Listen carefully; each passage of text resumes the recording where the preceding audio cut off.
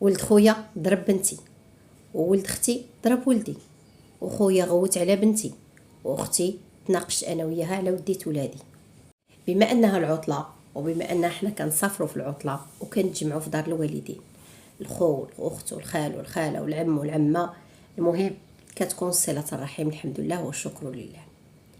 انا بغيت نهضر غير على واحد الحاجه مهمه بزاف اللي كتوقع مع الاسف في بعض العائلات، ما كنعممش. كيوقعوا بعض المشاكل الصغيره اللي مع الاسف كيكبروها الكبار.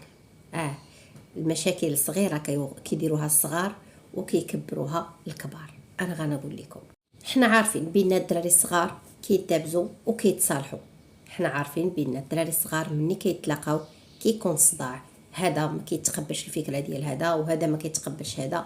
المهم كيكون واحد النقاشات وواحد المدابزات صغار ما بين الدراري الصغار، عادي جدا، هادشي معروف علينا. اللي ما كنتقبلوهاش حنا كبارين هو مع الاسف شي واحد، مثلا خويا غوت على ولدي، كيبقى فيا الحال ونتكمش ونقدر ندابز انا وخويا على وديت ولدي، وانا عارف بان ولدي خايب، ماشي خايب وانما هو اللي فيه لافوت. كذا ومثال اختي، انا غوت على ولاد اختي بقى فيها الحال، تكمشات هزت حوايجها ومشات. هادو هما في عيل الدراري الصغار، اما الدراري الصغار كيدابزوا ويتصالحوا. المهم بغيت نقول لكم الله يجازيكم بخير، الله يرحم لكم الوالدين، ديروا الخاطر مع بعضياتكم وديروا الخاطر مع وليداتكم.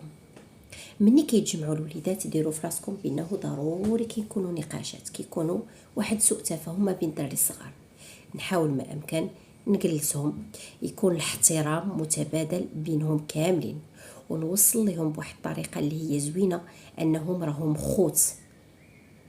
خوت، ونحاولوا ما امكن نخلقوا بيناتهم واحد ماشي لا يجي عندي تشكى عندي تقولي لي لا راه ما مزيانش وهادي وهادي وهادي دابا نفعل ليه ونترك ليه، لا صافي ماشي مشكل، هكا غنهضروا مع ولادنا على وديت ولاد خوتنا، ولاد خوالاتنا، ولاد عمومنا، باش تبقى واحد العلاقه زوينه ما بين الوليدات، وباش ما نكبروش حنا الموضوع كناس كبار بعقولنا، وباش ما نضروش الوالدين اللي حنا مشينا عندهم باش نفرحوهم بالتصرفات ديالنا.